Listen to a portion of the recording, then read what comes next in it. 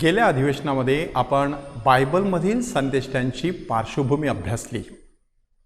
संदेष्ट म्हणजे नक्की कोण, संदेष्ट कोणत्या पार्श्वभूमीवरती उदयास आले, त्याने कशा पद्धतीने संदेश देण्याचा प्रयत्न केला, अस्सल संदेष्टांची वैशिष्ट्ये कोणती, हे सगळं आपण पाहिलेलं आहे। त्याचबरोबर इस्रायलचे पहिले 5 संदेष्टे आपण अभ्यासलेले आहेत। आमोस मेंढपाळ होता, त्याने दैवी न्यायाचा संदेश दिला। होशेया हा शेतकरी होता, त्याने दैवी प्रेमाचा संदेश दिला। यशया हा राजशाही प्रवृत्तीचा होता, त्याने दैवी आशेचा संदेश दिला। मिखा हा साधा कारागीर होता, त्याने करार ऐक्याचा संदेश दिला। आणि सफण्या ह्याने तर लोकांच्या अंगाला दरदरून घाम फुटेल अशा प्रकारे परमेश्वराच्या न्यायपरायणतेचा संदेश दिला। आज आपण उरलेल्या दुसऱ्या 10 संदेष्टांचा अभ्यास करणार आहोत।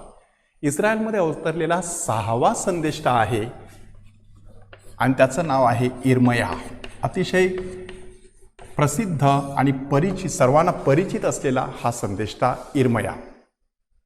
इर्मया संदेष्टाने 46 वर्षे कार्य केलं, म्हणजे इसवी सन पूर्व 626 ते 580 ह्या 46 वर्षामध्ये त्याने परमेश्वराचा संदेश देण्याचा प्रयत्न केला। म्हणजे इर्मया संदेशाचं संपूर्ण जर पुस्तक बघितलं तर त्या पुस्तकामध्ये एकूण 7 वेगवेगळे राजे होऊन गेलेले आहेत। त्या सगळ्या राजांची कारकीर्द कुठे ना कुठे नमूद करण्यात आलेली आहे। तुमचा पर्सनल होमवर्क असा आहे की ते 7 राजे तुम्ही शोधून काढण्याचा प्रयत्न करायचा। परंतु इर्मया संदेष्टा ज्यावेळेला प्रत्यक्ष कार्य करू लागला त्यावेळेला परिस्थिती कशी निर्माण झाली होती ती बघा, की त्यावेळेला असिरियाचं राज्य होतं ते हळूहळू खाली उतरत होतं आणि बाबिलोनचं राज्य जे आहे ते हळूहळू उदयास येत होतं। थोडासा नकाशा जर आपण बघितला तर आपल्याला ते चित्र अधिक स्पष्ट होईल। हा आहे गालिल समुद्र, ही आहे यार्देन नदी, हा आहे मृत समुद्र, इथे असिरियाचं राज्य आहे, ह्या ठिकाणी बाबिलोनचं राज्य आहे। आपल्या इस्रायलच्या राज्याचे 2 तुकडे पडलेले आहेत, इथे इस्रायल आणि इथे यहुदा। 721 मध्ये असिरियाने इस्रायलवरती हल्ला केला आणि ते इथून जेरुसलेममध्ये येण्याचा प्रयत्न करत होता। परंतु अशा वेळेला बाबिलोनचं राज्य उदयास आलं आणि त्यांनी 612 मध्ये असिरियाची राजधानी निनवे, अतिशय परिचित असा हा शब्द आहे। कोणता संदेष्टा त्याच्याशी संबंधित आहे? योना। योना संदेशाला निनवे मध्ये पाठवण्यात आलं होतं, त्याचा अभ्यास आपण लवकरच करणार आहोत। तर असिरियाची राजधानी असलेली निनवे ही 612 साली धुळीस मिळवण्यात आली आणि तिथे बाबिलोनने प्रवेश केला। आता इथे त्यांचा पराभव झाल्यामुळे बाबिलोन इथून इथे आला, इथून जेरुसलेममध्ये आलं। त्यांनी जेरुसलेमला अशा प्रकारे वेढा घातला आणि जेरुसलेमचं मंदिर उद्ध्वस्त केलं आणि लोकांना ह्या मार्गाने आपल्या बाबिलोनच्या मायदेशी ते घेऊन गेले। तर अशा प्रकारे ही जी घटना आहे ती अत्यंत महत्त्वाची घटना घडलेली आहे। ती घटना इर्मया संदेशाचा पुस्तकाचा अभ्यास करत असताना आपल्या लक्षात ठेवणं गरजेचं आहे। इर्मया हा असा संदेष्टा आहे की ज्याने आयुष्यात खूप दुःख सहन केलं, प्रचंड असं दुःख। त्याचं जे पाचारण आहे त्या पाचारणामध्ये खूप महत्त्वाचा मुद्दा दडलेला आहे की तू मातेच्या गर्भात असताना तुला तुझी आकृती ठाऊक नव्हती, तेव्हाच मी तुला निवडलेला आहे। म्हणजे तुझा जन्म होण्यापूर्वीच मी तुला पाचारण केलेलं आहे, मी तुला राष्ट्रांचा प्रकाश असं नेमलेलं आहे, मी तुला अभिषिक्त केलेलं आहे, मी तुला निवडलेलं आहे। हे इर्मयाचं पाचारण। आणि इर्मया आपली अपात्रता व्यक्त करतो की मी तर लहान बालक आहे, मला कसं हे शक्य आहे, हे शक्यच नाही। परमेश्वर म्हणतो भिवू नकोस, मी तुला पाठवत आहे, तू जा आणि तुझ्या लोकांना हा संदेश सांग। आता इर्मयाने नक्की कोणत्या प्रकारचा संदेश देण्याचा प्रयत्न केला? इर्मयाला नवीन कराराचा संदेष्टा म्हटलं जातं। नवीन करार म्हणजे आपला नवीन करार नाही, तर परमेश्वर जो नवीन करार करणार आहे तो करार त्यांनी त्यांना समजून सांगण्याचा प्रयत्न केला। तो नवीन करार इर्मयाचं पुस्तक अध्याय 31 वचन 31 ते 33 34 ह्याच्यामध्ये आपल्याला वाचायला मिळतो। काय नक्की सांगण्यात आलेलं आहे? त्या दिवसात मी यहुदाचे घराणे आणि इस्रायलचे घराणे ह्यांच्याबरोबर करार करीन. तो करार पूर्वीच्या करारासारखा असणार नाही, तर मी माझे वचन त्यांच्या हृदयपटलावरती लिहीन आणि त्यांच्या अंतःकरणावरती मी कोरीन. ह्याचा अर्थ काय आहे की आता परमेश्वराला शोधायचं असेल तर बाहेर बघण्याची गरज नाही, आतमध्ये बघण्याची गरज आहे. इर्मया संदेशाने हा संदेश दिला. हा संदेश देत असताना त्याने लोकांना खडसावलं. लोकांना कशा प्रकारे खडसावलेलं आहे, लोकांना सांगण्याचा त्याने प्रयत्न केला की बघा, परमेश्वराने बाबिलॉनच्या राजाला आपल्याकडे पाठवलेला आहे. तो बाबिलॉनचा राजा परमेश्वर पाठवत आहे, म्हणून हे जे यरुशलेमचं मंदिर आहे ते मंदिर उद्ध्वस्त होईल, ही वेदी नष्ट केली जाईल, जाळून टाकली जाईल. आणि ही अशी बातमी कोणाला ऐकायला आवडेल? त्यांनी इर्मया संदेशाचा छळ करायला सुरुवात केली. त्या वेळेला असलेल्या सगळ्या राजांनी इर्मयाचा छळ केला. शेवटपर्यंत इर्मयाचा छळ होत राहिला. म्हणजे त्याला दुहेरी प्रकारचा छळ सहन करावा लागला. एक म्हणजे राजेशाही राजांकडून छळ सहन करावा लागलेला आहे आणि दुसरीकडे आपल्या लोकांकडून पण छळ सहन करावा लागलेला आहे. आणि म्हणूनच इर्मया आणि प्रभू येशू ख्रिस्त ह्यांच्यामध्ये खूप मोठ्या प्रमाणामध्ये समानता आहे असं आपल्याला दिसून येतं. कशा प्रकारची समानता आहे? इर्मयाने जेरुसलेमकडे पाहून विलाप केला. इर्मयाने जेरुसलेमच्या नाशाचं भवितव्य वर्तविलं. इर्मयाला त्याच्याच लोकांकडून खूप छळ सहन करावा लागला. म्हणून प्रभू येशू ख्रिस्त ज्यावेळेला चित्रात आला तेव्हा लोकांना विचारण्यात आलं की तुम्ही मला कोण म्हणून म्हणता? तेव्हा लोकांची उत्तरं काय होती? तो इर्मया, एलिया किंवा एखाद्या संदेशासारखा, प्राचीन संदेशासारखा असू शकतो. इर्मयाचं नाव का घेण्यात आलेलं आहे? कारण जसं इर्मयाने दुःख सहन केलं तसं दुःख येशूला देखील सहन करावं लागत होतं. इर्मया ज्या पद्धतीने वागत होता तसाच येशू देखील वागत होता. म्हणून इर्मया आणि प्रभू येशू ख्रिस्त ह्यांच्यामध्ये खूप जवळचा संबंध आहे असं आपल्याला दिसून येतं. आता परिस्थिती कशी निर्माण झाली? इसवी सन 597 साली लोकांना बाबिलोनच्या ह्या हद्दपारीमध्ये पहिली बॅच नेण्यात आली. दुसरी बॅच 587 साली गेली, 10 वर्षांनी. दरम्यानच्या काळामध्ये इर्मयाला एक चॉईस देण्यात आला. त्याला सांगण्यात आलं की तू आता निवडायचं, इथे राहायचं की बाबिलोनच्या लोकांमध्ये जाऊन राहायचं. इर्मयाने फार विचार केला. बाबिलोनला कोणाकोणाला नेण्यात आलेलं होतं? श्रीमंत, सरदार, राजे, राण्या, राजपुत्र, राजकन्या, म्हणजे मोठी मोठी माणसं तिकडे नेण्यात आली होती. आणि जेरुसलेमला कोणाला ठेवण्यात आलेलं होतं? माघारी, आंधळे, लंगडे, पांगळे, व्यंग, वृद्ध, बेकार, अशा सगळ्या लोकांना त्या ठिकाणी ठेवण्यात आलं होतं. इर्मयाने काय निवड केली? मला माझ्या ह्या अशा लोकांबरोबर राहायचं आहे, मला त्यांच्याबरोबर जीवन जगायचं आहे. इर्मयाने लोकांना त्यांच्या हृदयाचं चित्र दाखवलं की तुमचं हृदय जे आहे ते असाध्य रोगाने ग्रस्त झालेलं आहे. तुम्हाला मुळामध्ये जणू काही हार्ट ट्रान्सप्लांट, हृदय रोपण करावं लागणार आहे. म्हणजे संपूर्ण हृदयच तुमचं बदलावं लागणार आहे. तरच तुमच्या जीवनामध्ये एवढं तुमच्या हृदयामध्ये पाप कोरलं गेलेलं आहे. त्याच्यासाठी त्याने प्रतीक कोणतं वापरलं बघा, की दगडावरती समजा एखाद्या कठीण अशा वस्तूने किंवा टोकदार अशा धातूने काही कोरलं गेलं तर ते नष्ट शक्यता होत नाही. आणि वाळूवरती जर तुम्ही काही अक्षरं लिहिली तर ती पाण्याने पुसली जाऊ शकतात. पण तुमचं पाप जे आहे ते पाप अशा प्रकारे तुमच्या हृदयावरती कोरलं गेलेलं आहे. म्हणून ते समूळ नष्ट करायचं असेल तर हृदयच संपूर्णतः बदलून टाकावं लागेल, अशा प्रकारचा संदेश त्याने दिला. आणि म्हणूनच जेव्हा इर्मया संदेशाचा आपण अभ्यास करत असतो तेव्हा 3 महत्त्वाच्या गोष्टी लक्षात ठेवायच्या असतात.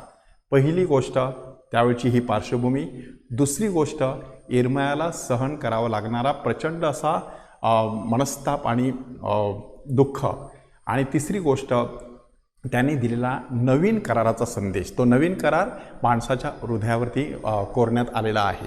इर्मया संदेशाचं वैशिष्ट्य असं की शेवटी त्याच्याच लोकांनी त्याचं हे संदेश त्यांना न ऐकवल्यामुळे त्याला खूप त्रास द्यायला सुरुवात केली. त्याला अक्षरशः कोरड्या विहिरीत टाकलं, त्याचे पाय खोड्यामध्ये अडकवण्यात आले. त्याचा जो ग्रंथ त्याने लिहिलेला होता, त्याच्या संदेशाचा ग्रंथ, तो ग्रंथ त्याचा सेक्रेटरी बारूक ह्याने लिहून ठेवलेला होता. तो अक्षरशः राजाने कात्रीने कापला आणि शेगडीमध्ये टाकून संपूर्णतः नष्ट केला. तेव्हा परमेश्वराचं वचन त्याला प्राप्त झालं की पुन्हा एकदा तो ग्रंथ तुला लिहायचा आहे. अध्याय 36 वाचून बघा, तुम्हाला त्या ठिकाणी त्याच्याविषयी भरपूर माहिती मिळू शकते. इर्मया संदेष्टाने आपल्याला हा संदेश दिलेला आहे. ते जणू काही एखादा ऊस आपण चरख्यामध्ये घालावा आणि तो चरख्यामधून जात असताना त्याच्यामधून गोड असा रस बाहेर पडावा, तशा प्रकारे इर्मया संदेष्टा खूप अशा दुःखातून गेला, पण त्याच्या मुखातून सुंदर असे शब्द बाहेर पडले की नवीन करार परमेश्वर आपल्याबरोबर करत असतो. इर्मयाचा शेवट कसा किती भयानक झाला बघा, की इर्मया संदेष्टा त्या ठिकाणी असताना गदल्या नावाचा प्रांताधिकारी तिथे नेमण्यात आला. सुभेदार म्हणा, गव्हर्नर म्हणा, त्याला तिथे नेमण्यात आला. म्हणजे त्या ठिकाणी राजा नव्हता, तिथे जो इस्रायलचा राजा होता त्याला देखील आता बाबिलोनच्या हद्दपारीमध्ये नेण्यात आलेलं होतं. आणि मग तिथल्या लोकांनी गदल्या ह्या प्रांताधिकाऱ्याविरुद्ध मोठा बंड पुकारण्याचा प्रयत्न केला. त्या बंडाला देखील इर्मयाने विरोध केला, कारण इर्मयाची भूमिका कोणती होती, परमेश्वर ह्या लोकांना वापरत आहे आणि तुम्हा सगळ्यांचं शुद्धीकरण करत आहे, म्हणून तुम्ही ह्या शिक्षेला घाबरून जाऊ नका, त्या शिक्षेला तुम्ही सामोरे जा, असं त्याची शिकवण होती. पण ती लोकांनी स्वीकारली नाही.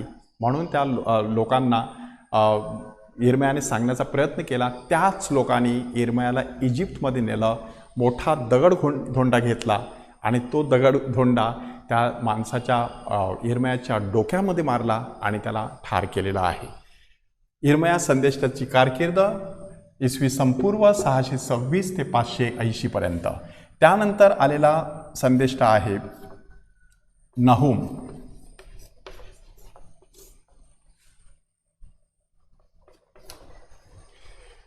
नहूम संदेष्टाचं वैशिष्ट्य असं की नहूम ह्या संदेष्टाने निनवे ह्या नगरीचा पाडाव बघितला. तो पाडाव आपण बघितलेला आहे की 612 मध्ये झाला. 612 मध्ये नहूम ह्या संदेष्टाने आपला संदेश लोकांना दिलेला आहे. फक्त 3 अध्याय आहेत. त्या 3 अध्यायाचं वैशिष्ट्य कसं आहे ते आपण बघणं गरजेचं आहे. कसं वैशिष्ट्य आहे बघा, की नहूम ह्याने तिथून निनवेचा पाडाव बघितला आणि लोकांना सांगितलं, आता तुम्ही जल्लोष करा, आनंद करा, कारण तुमचा शत्रू आता धुळीस मिळालेला आहे. ती नगरी पडली, ती निनवे नगरी संपूर्णतः धुळीस मिळालेली आहे, मौज मजा करा. आणि लोकांनी देखील भरपूर मौज मजा करायला सुरुवात केली. नहूम हा शब्दाचा अर्थ सांत्वन. इस्रायलमध्ये कफरनहूम नावाचं गाव आहे, म्हणजे सांत्वनाचं गाव. प्रभू येशू ख्रिस्ताने जणू काही लोकांचं त्या ठिकाणी सांत्वन केलं. तशा प्रकारे नहूम म्हटल्यानंतर सांत्वन. इथे कोणाचं सांत्वन आहे? इस्रायली लोकांचं, यहुदी लोकांचं नहूमने सांत्वन करण्याचा प्रयत्न केला आणि सांगण्याचा प्रयत्न केला, आता तुमच्या शत्रूचा निप्पात झालेला आहे, तुम्ही घाबरून जाण्याचं कारण नाही. परंतु ह्या संदेशाचं चुकलं कुठे? बायबल अभ्यासक काय सांगतात बघा, हा संदेश सांगत असताना त्याने आणखी एक महत्त्वाचा संदेश द्यायला पाहिजे होता, की जर तुमचं वर्तन बदललं नाही तर तुमची पण गत अशीच होईल. हा संदेश मात्र नहूमने दिला नाही. म्हणून ह्या संदेशामध्ये काहीतरी थोडंसं उडं राहिलेलं आहे, असं आज बायबल अभ्यासकांचं मत आहे. प्रभू येशू ख्रिस्ताने मात्र तो संदेश आपल्या काळामध्ये दिला. अंजिराच्या निष्फळ झाडाकडे बघून, की 1 वर्ष मी वाट बघतो, फळ येत नाही, मग हरकत नाही, 1 वर्ष मी वाट बघीन, फळ आलं नाही तर ते कापून टाकावं. तुम्ही पश्चाताप केला नाही तर तुमचा देखील असाच नाश होईल, असा निर्वाणीचा इशारा प्रभू येशू ख्रिस्ताने दिलेला आहे. नहूम संदेशाचं वर्ष आपण बघितलं 612. त्यानंतर आहे योना संदेष्टा. योना संदेष्टा सुद्धा साधारण त्याच काळामध्ये येऊन गेलेला आहे, परंतु 2 वर्षे अगोदर त्याने संदेश दिला असावा, अशा प्रकारचा बायबल अभ्यासकाचा कयास आहे. काही अभ्यासकांच्या मते योनाचं पुस्तक हे एखाद्या दंतकथेसारखं आहे. कदाचित प्रत्यक्षात त्यांनी जो संदेश दिला तो संदेश त्याच वेळा दिला असेल असं नाही, कदाचित नंतर दिला असेल, अगोदर दिला असेल. परंतु आत्ता ह्या लाईनमध्ये आपण जे बघत आहोत संदेशांच्या मालिकेमध्ये, त्या मालिकेमध्ये सर्वसाधारणपणे जेव्हा निनवे धुळीस मिळालं त्याच्या आगेमागे कुठेतरी त्याने संदेश दिला असावा असं आपल्याला दिसून येतं. योना संदेष्टा हा मिशनरी प्रवृत्तीचा संदेष्टा होता. मिशनरी. नहूम संदेष्टा सांत्वनाचा संदेष्टा. ईश्वरी सांत्वन कशा प्रकारे होत असतं ते त्याने त्या ठिकाणी दर्शविण्याचा प्रयत्न केलेला आहे. तर योना संदेष्टा ह्याची कथा आपणास सगळ्यांना ठाऊक आहे. नव्या करारामध्ये साक्षात प्रभू येशू ख्रिस्ताने त्याचा उल्लेख केलेला आहे. एवढा योना संदेष्टा प्रसिद्ध. मिशनरी संदेष्टा अशासाठी की हा असा एकमेव संदेष्टा की जो आपल्या लोकांना, इस्रायली लोकांना संदेश देत नाही, तर इस्रायलच्या बाहेर जातो आणि तिथे निनवेच्या लोकांना संदेश देतो. आता तुम्ही सहज विचार करा, संदेश तरी कोणता? की निनवे धुळीस मिळेल, 40 दिवस आणि 40 रात्री नंतर निनवे धुळीस मिळेल, अशा प्रकारचा संदेश. हा संदेश कोणाच्याने ऐकवेल? ज्या लोकांना सांगायचं ते लोक ऐकतील का? की आता तुमचं घरदार त्याच्यावरून नांगर येणार आहे, ते उद्ध्वस्त होणार आहे, अमुक एक गाव आहे ते उद्ध्वस्त होणार आहे, असं कोणी सांगितलं तर ते आपल्याला ऐकवेल का? तशा प्रकारचा तो संदेश, म्हणजे तो जो संदेश आहे तो संदेश तेवढा काही प्रिय असा संदेश नाही, अप्रिय असा संदेश. म्हणून योना संदेशता पळून जातो. आणि तुम्ही साधारण चित्र ते बघितलेलं आहे, अशा प्रकारची आपले नकाशा. आणि निनवे समजा ह्या ठिकाणी आहे, तर त्याला इथे जायला पाहिजे होतं, तो हा ठिकाणचा आहे, तर त्याने असं इथे जायला पाहिजे होतं, तर तो इकडे खाली उतरतो आणि ह्या दिशेने येतो. इथे जोप्पा आहे, यापो बंदरामध्ये तो आला आणि इथून मग तार्शिश ह्या ठिकाणी जे बोट जात होती किंवा जहाज जात होतं त्या जहाजामध्ये जाऊन तो बसला.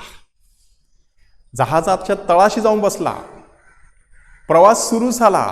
समुद्रामध्ये मोठं वादळ सुरू झालं. मग लोकांनी विचारायला सुरुवात केली की कोणामुळे वादळ सुरू? मग त्यांनी चिठ्ठ्या टाकल्या. त्यामध्ये योनाच्या नावाची चिठ्ठी आली.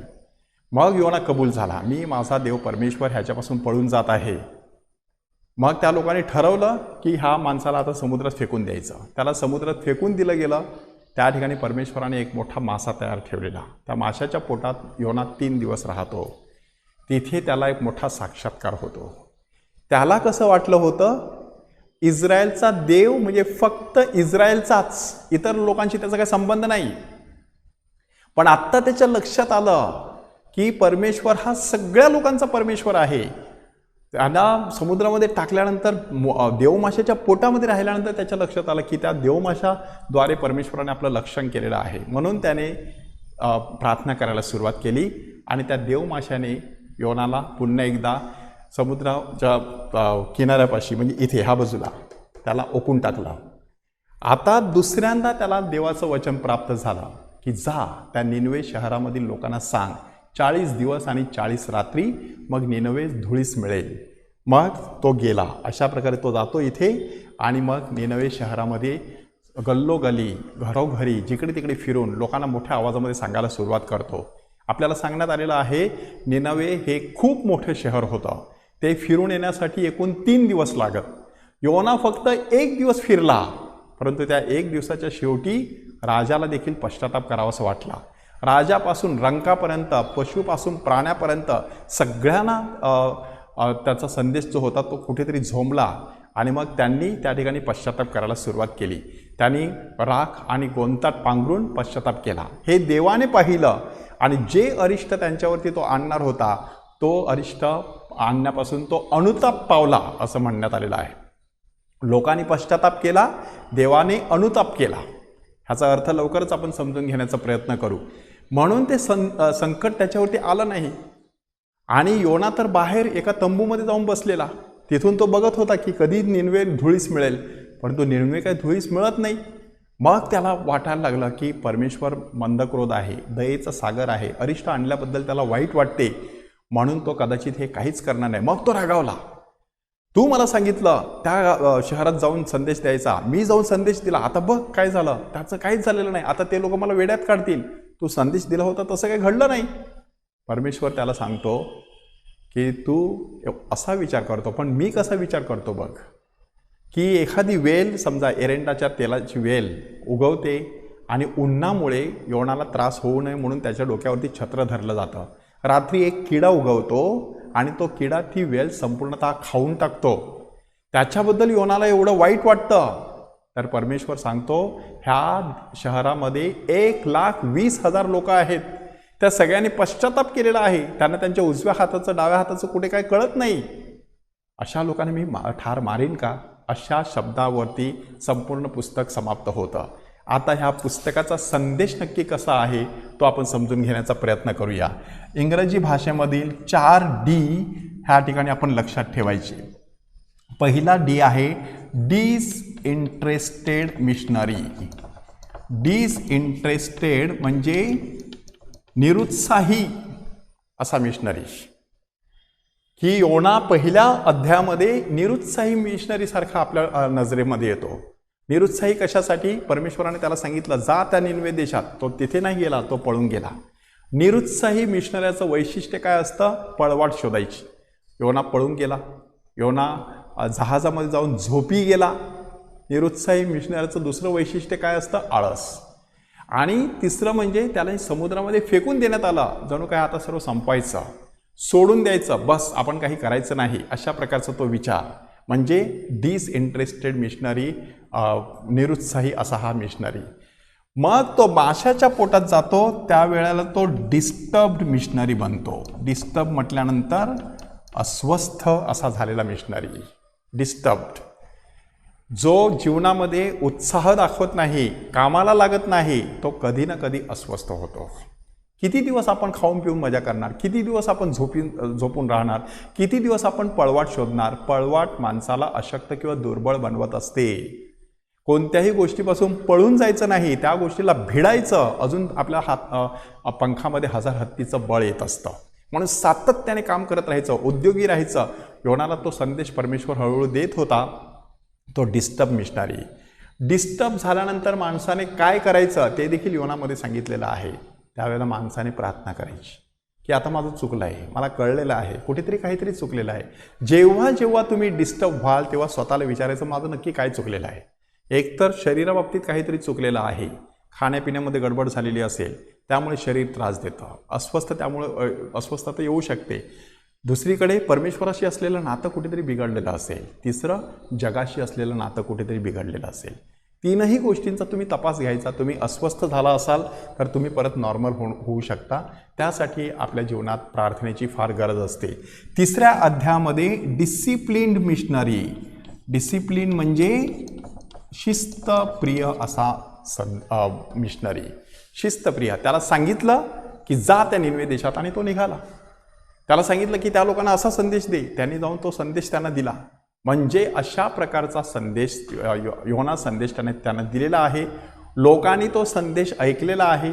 त्या संदेशावरती त्यांनी पश्चाताप केलेला आहे आणि परमेश्वराने त्याचे मार्ग बदललेले आहेत. एका बायबल अभ्यासकाने किती सुंदर त्याचं स्पष्टीकरण दिलं आहे बघा. ते म्हणतात if you are ready to change your ways, God is ready to change his plans. ह्याचा अर्थ काय?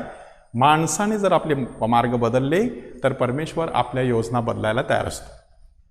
परमेश्वर योजना बदलायला तयार असतो. असा आपला हा परमेश्वर आहे. लवचिक आहे, प्रेमळ आहे.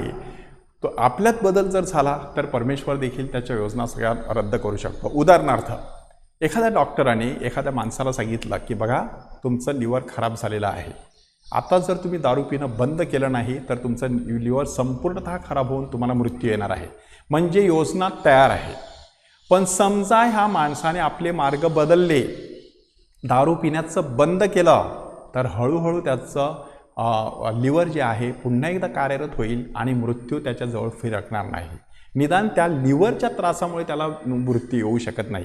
म्हणजे त्याने मार्ग बदलले म्हणून ती योजना तिथे बदलण्यात आलेली आहे. असं परमेश्वराचे मार्ग आहेत. आणि चौथ्या अध्यायामध्ये डिसअपॉइंटेड मिशनरी.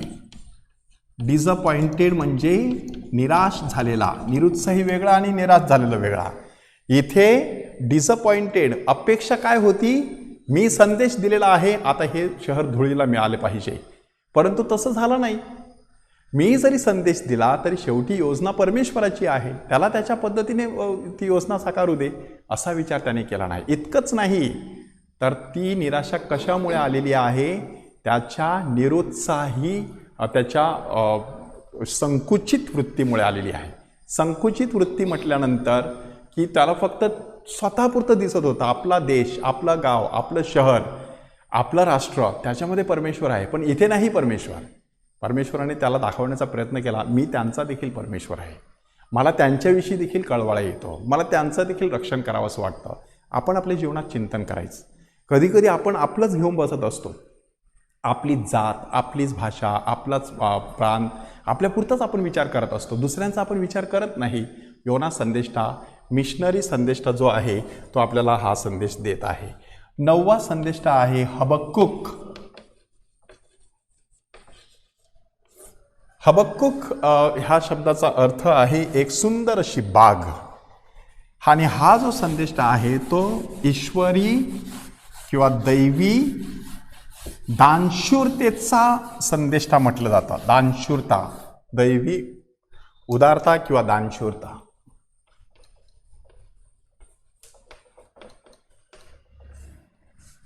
हबक्कुक. नहोमने 612 साली संदेश दिला.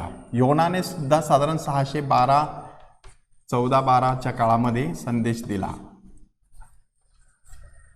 हबक्कुकचा संदेश इसवी सन पूर्व 609 ते 597 ह्या काळातला आहे. परिस्थिती कशी निर्माण झाली होती आपण आत्तापर्यंत ऐकत आलेलो आहोत की बाबिलॉन आता बलिष्ठ राष्ट्र बनलेलं आहे. त्या बाबिलॉनने आता इस्रायलवरती आणि यहुदावरती हल्ला करण्याचा निश्चित केलं. 597 साली शेवटी ते राष्ट्र पूर्णपणे त्याने जेरुसलेमचं मंदिराला वेढा घातला आणि लोकांना बाबिलॉनच्या गुलामगिरीत नेलं. हे आत्तापर्यंत आपण ऐकलेलं आहे. त्याच्या अगोदर हबक्कुक नावाचा संदेष्टा परमेश्वराला प्रश्न विचारतो. त्या पुस्तकाचे एकूण 3 अध्याय आहेत. पहिल्या 2 अध्यायामध्ये 2 प्रश्न आहेत आणि तिसऱ्या अध्यायामध्ये त्याचं उत्तर आहे.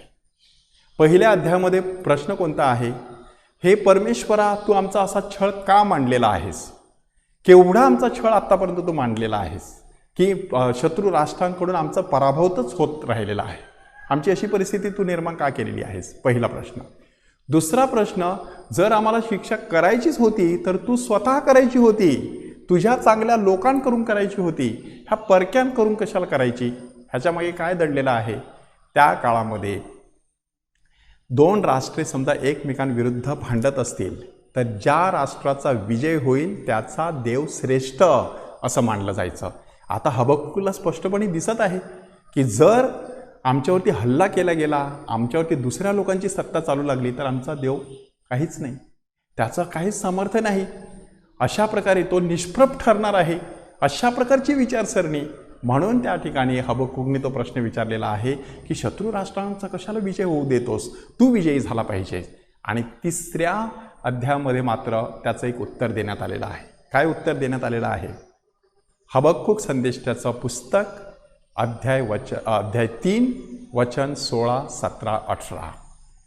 अंजिराचे झाड फुलले नाही, द्राक्षे आली नाहीत आणि शेतात धान्य आलं नाही, गुरामध्ये गोठे दिसली नाहीत आणि कुठे काहीच मला यश मिळालं नाही, तरी देखील मी परमेश्वराच्या ठाई उल्हास करेन की नीतिमान विश्वासाने जगेल.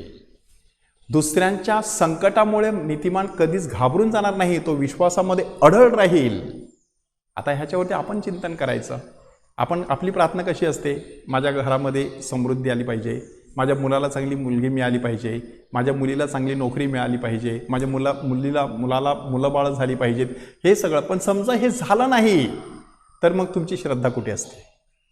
तो प्रश्न जणू काही हबक्कुक आपल्याला विचारत आहे. हा दैवी दानशूरतेचा संदेश का म्हणण्यात आलेला आहे की ह्याही परिस्थितीमध्ये परमेश्वर आपल्याला पुरवत राहील. कुठे काहीच नसलं, सगळी झाडं शेतं ओसाड पडली तरी देखील मला सगळं काही व्यवस्थितपणे मिळत राहील माझ्या परमेश्वराकडून, ही एक प्रकारची खात्री ह्या संदेशाने आपल्याला दिलेली आहे. आपण सहज चिंतन करायचं की आपली श्रद्धा एवढी मजबूत राहते की ती सहज कोणत्याही परिस्थितीला बळी पडत असते. हबक्कुक संदेशानंतर आलेला महत्त्वाचा संदेश आहे यहेजकेल. आता एकंदरीत पार्श्वभूमी आपल्याला ठाऊक आहे. 594 तर 571 ह्या काळामध्ये हा संदेश येऊन गेलेला. 593 94 नाही 93 593 तर 571.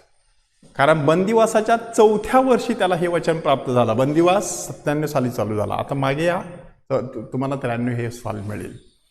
593 पासून 571 ह्या काळामध्ये यहेजकेल संदेष्टाने आपला संदेश दिलेला आहे. यहेजकेल संदेष्टाला पवित्र आत्म्याचा संदेष्टा म्हटलं जातं. पवित्र आत्मा. तर पवित्र आत्म्यासाठी जेवढी प्रतीकं वापरण्यात आलेली आहेत त्याच्यातली 2-3 प्रतीकं स्पष्टपणे तिथे दिसतात. उदाहरणार्थ वारा. तू वाऱ्याला आज्ञा कर आणि पवित्र आत्मा त्यांच्यामध्ये प्रवेश करेल. पाणी. मंदिराच्या उजवीकडून पाणी वाहत असताना मी पाहिले, तो पवित्र आत्म्याचा प्रवाह. आणि तिसरं प्रतीक आहे हात. देवाचा वरदहस्त माझ्यावरती आला, त्याने मला उचलला आणि मंदिर दुसरीकडे घेऊन गेला. म्हणजे हे पवित्र आत्म्याच्या उपस्थितीचं प्रतीक मानलं जातं. म्हणून ह्या संदेशाला पवित्र आत्म्याचं पुस्तक म्हटलं जातं किंवा पवित्र आत्म्याचा संदेश असं म्हटलं जातं की मी त्यांच्या हृदयातून त्यांच्यामधून पाषाणमय हृदय काढीन, त्यांना मांसमय हृदय देईन. मी माझा आत्मा त्यांच्यावर घालीन, मी पवित्र पाणी शिंपडील, मग ते शुद्ध होतील. मी त्यांचा देव होईल, ते माझे लोक होतील. अशा प्रकारे पवित्र आत्म्याठायी जे जीवन आहे ते जीवन तिथे त्यांनी समजून सांगण्याचा प्रयत्न केलेला आहे. यहेजकेल संदेशाने ह्या 24 वर्षामध्ये नक्की काय केलेलं आहे? यहेजकेल संदेशाने ह्या काळामध्ये आपला संदेश देत असताना लोकांना समजून सांगण्याचा प्रयत्न केला. 2 टप्प्यामध्ये त्यांनी समजून सांगण्याचा प्रयत्न केला. पहिला टप्पा कसा होता बघा. जेव्हा लोक त्या ठिकाणी नेण्यात आले तेव्हा ते ख्याली खुशालीने वागण्याचा प्रयत्न करत होते. मौज मजा करायची, खायचं प्यायचं. आता आपण इथे जणू काही पिकनिकला आलो आहोत. त्यावेळेला संदेशाने त्याला खडसावलं, कन्फ्रंटेशन, आणि समजून सांगण्याचा प्रयत्न केला की तुम्ही ह्या ठिकाणी खाण्यापिण्यासाठी आलेले नाहीत, तुम्ही ह्या ठिकाणी मौज मजा करण्यासाठी आलेले नाहीत, तुम्हाला परमेश्वराने इथे कशासाठी आणलेलं आहे? शुद्ध करण्यासाठी. म्हणून पश्चाताप करा, आपल्या जीवनाची वर्तणूक सुधारा. हा यहेजकेल संदेश त्यावेळेला एवढा प्रसिद्ध झाला होता, तुम्ही सहज अध्याय 8, अध्याय 14 आणि अध्याय 20 वाचून बघा. त्याच्या भोवती गावातील शहरातील सगळी वडील माणसं त्याच्या भोवती जमायची. खबार नावाच्या नदीच्या किनारी तो बसायचा, लोकांना त्या ठिकाणी संदेश द्यायचा. अशा प्रकारे अतिशय ज्ञानी असा हा माणूस. पण त्याने लोकांना खडसावलं की तुमची वर्तणूक सुधारा आणि तुम्हाला आता नवीन जीवन अशा प्रकारे जगायचं आहे.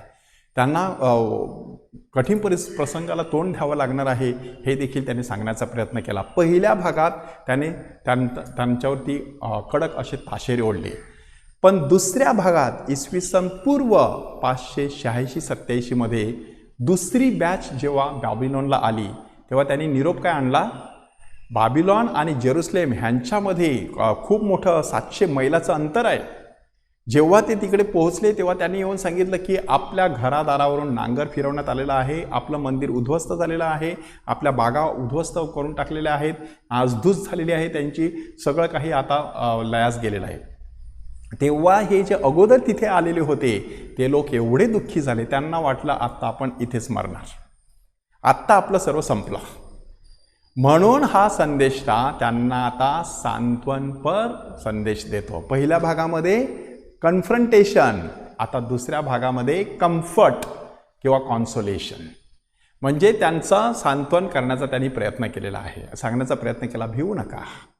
परमेश्वर काय म्हणतो बघा, मी माझ्या मनासारखे मेंढपाळ तुमच्यामध्ये पाठवेन. की अगोदरचे मेंढपाळ होते त्यांनी तुमची लोकर घेतली, तुमचं दूध घेतलं, तुमचं सगळं काही सर्व मांस भक्षण केलं, पण तुम्हाला पाहिजे तसा चारा पुरवला नाही, तुमची पाहिजे तशी काळजी घेतली नाही. परंतु आत्ता मात्र तुम्ही घाबरून जाऊ नका, आत्ता मी माझ्या मनासारखे मेंढपाळ तुझ्यावरती नेमणार आहे. म्हणजे अध्याय 32, 33, 34, 35 वाचून बघा, तिथे मेंढपाळाविषयीचं वर्णन आहे. अध्याय 36-37 मध्ये कसं वर्णन आहे की शुष्क अस्थीचं खोरं त्याला दिसलेलं आहे की तिथे सगळ्या त्या अस्थी होत्या, त्या अस्थी एकत्र करण्यात आल्या, त्याच्यावरती मांस चढलं, त्याच्यावरती त्वचा चढली, त्याच्यामध्ये प्राण फुंकण्यात आला आणि मोठं सैन्य उभं राहिलं. कसलं प्रतीक आहे? इस्रायली लोकांचं प्रतीक, जे बाबिलोनच्या हद्दपारीमध्ये होते. सुकलेल्या अस्थी आहेत. विचार करा, समजा एखादा माणूस तुम्ही मारून तो मेल्यानंतर पुरला तर कालांतराने जेव्हा त्याची खाच उघडली जाते तेव्हा त्याची हाडं सुकलेली दिसतात. बऱ्याच वर्षानंतर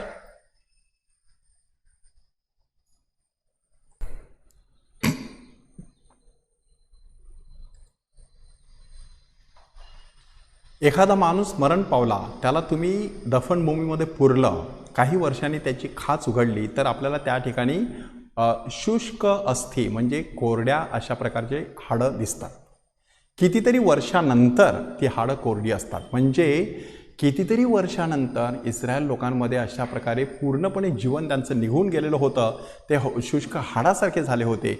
पण त्यांच्या ठाई मात्र परमेश्वर आता नवीन बळ संचारणार आहे असा संदेश त्याने त्या ठिकाणी दिला. यहेजकेल संदेष्टाने हा संदेश दिल्यामुळे लोकांमध्ये देखील एक नवचैतन्य आलं. त्याने काही दृष्टांत पाहिले होते. ते दृष्टांत देखील लोकांना सांगितले की मंदिर परमेश्वराच्या गौरवाने भरलेलं मी पाहिलं. मंदिराच्या उजवीकडून पाणी वाहताना पाहिलं. लोक कुठे होते? बाबिलोनला. मंदिर कुठे होतं? जेरुसलेमला. कोणत्या अवस्थेमध्ये होतं? उद्ध्वस्त अवस्थेमध्ये. त्याही परिस्थितीत परमेश्वर सांगत आहे, मी ते सगळं मंदिर उभं करीन, त्याच्या बाजूने पाणी वाहील, लोक त्या ठिकाणी येतील, माझा गौरव करतील. अशा प्रकारे 48 अध्यायामध्ये यहेजकेल संदेष्टाने आपला संदेश, पवित्र आत्म्याविषयीचा संदेश आपल्याला दिलेला आहे. त्यानंतर आलेला संदेष्ट आहे ओबद्या. ओबद्या संदेष्टाच्या पुस्तकाचं वैशिष्ट्य असं की संपूर्ण जुन्या करारातील हे सगळ्यात छोटं पुस्तक आहे. कधी नक्की त्यांनी संदेश दिला ते ठाऊक नसल्यामुळे इसवी सन पूर्व 535 ते 435 ह्या 100 वर्षाचा कालावधी मानला जातो की ह्या 100 वर्षात कधी त्यांनी तो संदेश आपला दिलेला असावा. काय नक्की संदेश दिला होता? आपण थोडीशी पार्श्वभूमी अभ्यासलेलीच आहे, परंतु आता ती अधिक चांगल्या प्रकारे अभ्यासण्याचा प्रयत्न करूया. की ज्या वेळेला इस्रायली लोकांना बाबिलोनच्या हद्दपारीमध्ये नेण्यात आलं, तेव्हा ते कसं नेण्यात आलं तेही आपण बघितलेलं आहे. हा जो नकाशा आहे, इथून जेरुसलेमवरून आता बाबिलोनला लोकांना येणार आहे, त्यांना अशा प्रकारे नेण्यात आलं. इथे नक्की काय होतं? इथे इदोम किंवा अदोम, कालांतराने त्याला इदुमिया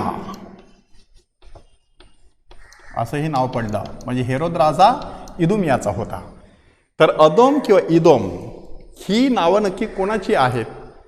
तर जसं याकोबाला नाव मिळालं होतं इस्रायल, तसा त्याचा भाऊ एसाव ह्याला नाव मिळालं होतं अदोम. कारण अदोम म्हणजे तांबडा, त्याच्या अंगावरती केसाळ अशी त्वचा होती आणि तो तांबडा भडक दिसायचा, म्हणून त्याचं नाव अदोम दिलेलं होतं. तेच नाव तो ज्या ठिकाणी राहत होता, सेईर ह्या ठिकाणी राहत होता, इथे त्या ठिकाणाला हे नाव मिळालं. आता ह्याचा अर्थ काय? इस्रायल आणि अदोम हे एकमेकांचे भाऊ, सख्खे भाऊ, नुसते सख्खे नाही, जुळे भाऊ. विचार करा. अशा पार्श्वभूमीवरती आता जेरुसलेमचा पाडाव झाला, म्हणजे इस्रायलचा नाश झाला. आपल्या भावाचा नाश होतोय हे पाहून कोणत्या भावाला आनंद वाटेल? परंतु इथे मात्र ह्या भावाने आनंद व्यक्त केला. म्हणून अदोम अध्याय नाही, फक्त वचनच आहेत. वचन 10 आणि 11 वाचून बघा की तुझा भावाचा नाश होत असताना तू एवढा आनंदाने उसळी मारायला नको होती. ते दुःख ओबद्या संदेष्टा व्यक्त करतो. म्हणून ओबद्याला इदोम विरोधी संदेष्टा, इदोम विरोधी संदेष्टा किंवा अदोम विरोधी संदेष्टा असं म्हटलं जातं. इदोम विरोधी संदेष्टा. ह्या ठिकाणी शिकण्यासारखी महत्त्वाची गोष्ट कोणती आहे? आपण सगळेजण एकाच परमेश्वराची लेकरं आहोत. हे माणसाने कधी विसरायचं नाही. नुसते आपणच नाहीत, प्राणी, पक्षी, पशु वगैरे आहेत, ते सगळे आपले सवंगडी आहेत.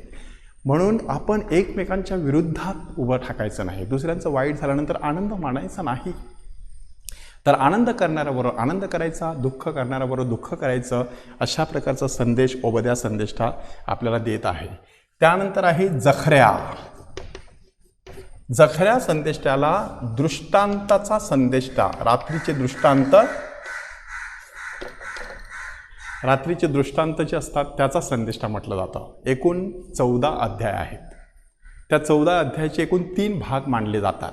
अध्याय 1 ते 8, 9 ते 11 आणि 12 ते 14. त्या 3 भागामध्ये संदेष्टाने वेगवेगळे दृष्टांत दाखवलेले आहेत. त्या दृष्टांताद्वारे त्याने आपल्या लोकांना समजून सांगण्याचा प्रयत्न केलेला आहे की परमेश्वर तुमच्यामध्ये वस्ती करू इच्छित आहे. परमेश्वर तुमच्यामध्ये जर वस्ती करणार असेल तर तुम्ही देखील त्याला साजेसं असं जीवन जगलं पाहिजे. म्हणजे त्याने समजा उडता पट पाहिला, म्हणजे देवाचा शब्द तुमच्यामध्ये वस्ती करत आहे. त्याने एक बास्केट पाहिली, ती बास्केट बंद होती, तिच्यावरचं त्याने झाकण काढलं, त्याच्यातून एक कुरूप अशी स्त्री बाहेर आली. ह्याचा अर्थ काय? तुमची सगळी लपलेली पापे परमेश्वर अशा प्रकारे ओपन करणार आहे. तर अशी कितीतरी दृष्टांत त्याने पाहिले किंवा घोडे त्याने पाहिले, 4 घोडे वेगवेगळ्या दिशेने जात असलेले, की परमेश्वर अशा प्रकारे तुमच्यामध्ये वस्ती करत आहे. त्याची माणसाने जाणीव करून घ्यावी म्हणून हा जखऱ्या संदेष्टा. त्याच्याच काळामध्ये, ह्याचा काळ आहे इसवी सन पूर्व 520 ते 22 किंवा 22 ते 20, ह्या काळामध्ये तो संदेष्टा आलेला आहे. जखऱ्या 522 आणि 20 ह्या काळामध्ये लोकांना संदेश देतो. आणि त्याच काळामध्ये हग्गाय नावाचा संदेश आलेला आहे. हग्गाय ह्याला द्वितीय मंदिराचा संदेष्टा, द्वितीय मंदिराचा संदेष्टा मानलं जातं. आणि त्याचा काळ आहे इसवी सन पूर्व 520 ते 515. ह्या काळामध्ये हग्गाय संदेष्टाने लोकांना खूप महत्त्वाचा संदेश दिला. लोक आता बाबिलोनच्या गुलामगिरीतून परत आले होते, तिथे येऊन स्थायिक झालेले होते.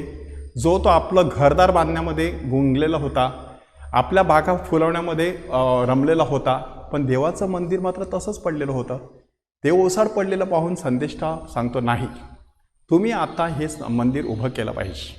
जर तुम्ही हे मंदिर उभं केलं तर नक्कीच परमेश्वर तुम्हाला आशीर्वाद देईल. कारण त्यावेळेला घटना कशी घडली, हे सगळं करत असताना दुष्काळ पडला. लोक विचारायला लागले, आमचा देव कुठे आहे? मग संदेशाने सांगितले, तुम्ही तुमचं देवाला मंदिर कुठे बांधलेलं आहे, आता मंदिर बांधा, तुम्हाला देखील फळ मिळत जाईल. लोकांनी हग्गायचा शब्द ऐकला, मंदिर उभारलं गेलं. आणि लोक सांगतात, पूर्वीपेक्षा हे मंदिर एवढं वैभवशाली दिसत नाही. कारण हा जो संदेश आहे हग्गाय त्यावेळेला 95 वर्षाचा होता, असं काही बायबल अभ्यासकांचं मत आहे. त्याने अगोदरचं मंदिर पाहिलेलं होतं बालपणी, आता हे दुसरं मंदिर उभारलं जात आहे. आणि मग लोकांनी सांगितलं की पहिलं मंदिर होतं त्यामानाने हे मंदिर मोठं वाटत नाही. मग हग्गायने महत्त्वाचा प्रश्न विचारला, मंदिर कोणासाठी? मंदिर देवासाठी की लोकांसाठी? तुम्हाला काय वाटतं? देवाला मंदिराची गरज आहे. परमेश्वर म्हणतो की संपूर्ण स्वर्ग माझं राजासन आहे, पृथ्वी माझं पदासन आहे, तुम्ही माझ्यासाठी काय मंदिर बांधणार? मंदिर परमेश्वरासाठी नसतं, मंदिर आपल्यासाठी असतं, की जिथे आपल्याला एकत्र येईल, वातावरण निर्माण करता येईल, आपला परमेश्वर आपल्याला भेटेल, ही भावना जोपासून माणसाने मंदिरामध्ये जायचं असतं. म्हणून हा द्वितीय मंदिराचा संदेष्टा 12, 13 आणि 14वा संदेष्टा आहे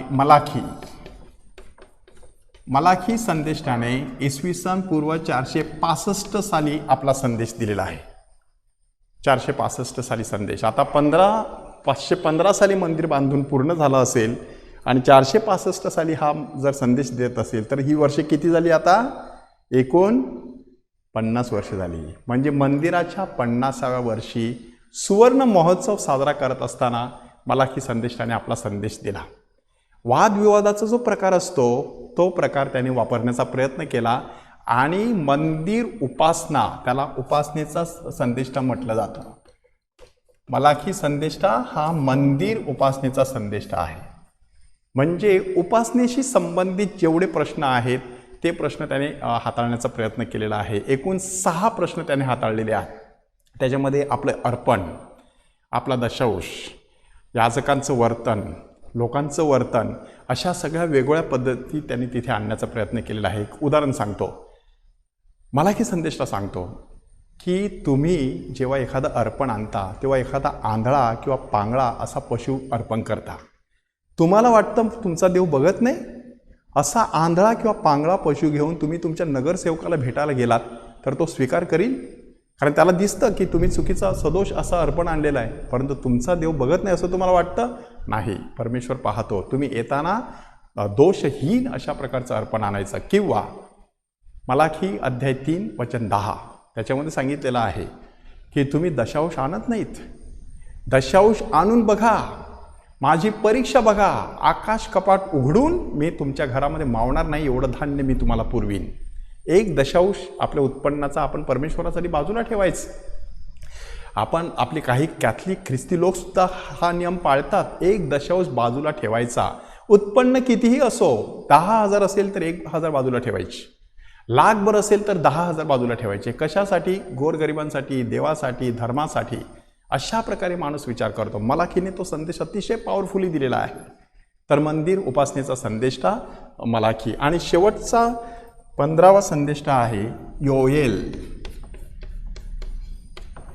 योएल संदेष्टाने इसवी सन पूर्व 350 साली संदेश दिलेला आहे.